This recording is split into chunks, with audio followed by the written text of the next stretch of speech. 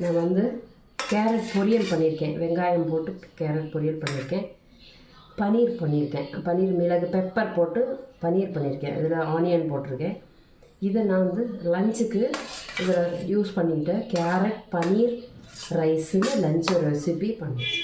இப்போ இதில் சால்ட்டு சாதத்துக்கு வேண்டி எக்ஸ்ட்ரா சால்ட்டு போட்டுருக்கேன்.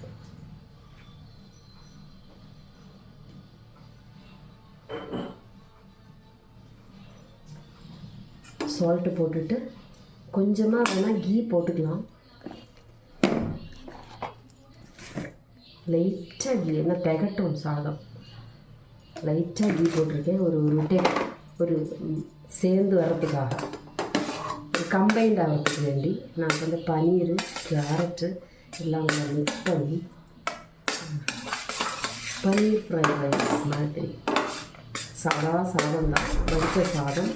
அதில் நான் கேரட் போடுவேன். ஏன்னா இதில் சாப்பிடாது தனித்தனியாக வச்சேன். ஸோ இதுதான் ஒரே ஐடியா.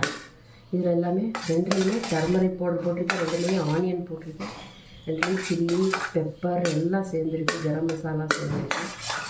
ஓகே, அப்போ சாப்பிட போகும்போது அது ஒரு லீக்கேஜ் ஆகாத டிஃபன். இது இப்போ டிஃபன் பாக்ஸில் வச்சா லீக்கேஜ் ஆகாது. பிள்ளைங்களுக்கு எப்போவுமே இந்த குழம்பெல்லாம் வச்சு விடும்போது ரசம் சாதம்லாம் பசங்க வைக்கும்போது லீக்கேஜ் ஆகிடும். ஸோ இது மாதிரி வைக்கும்போது அவங்களுக்கு அவங்க ஸ்கூல் பேக்கில் வச்சுக்கும்போது லீக்கேஜ் ஆகாது. பன்னீர் கேரட்டு ஃப்ரைட் ரைஸ் உனக்கு டிஃபன் பாக்ஸுக்கு எடு டிஃபன் பாக்ஸு கழுவி வச்சுடும். இதில் வச்ச லஞ்ச் பாக்ஸ் பன்னீர் கொஞ்சம் கூட போடணும். நான் அத்தியாவசியத்துக்குள்ளே போட்டிருக்கேன்.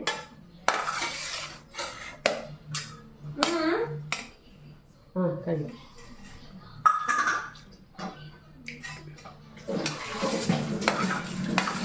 கேரட் பொரியல் பன்னீர் ஃப்ரை ரெண்டு சேர்ந்து லஞ்சு ரெசிபி. நல்லா தண்ணியை பண்ணிட்டு தான் சாதம் தோசை வச்சுருக்கேன்.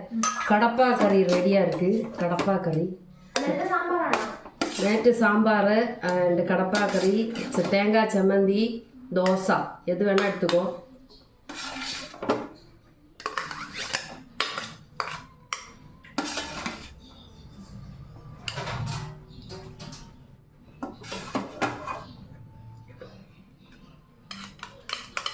ஃபுல்லும் சாப்பிடணும் மேக்ஸும்.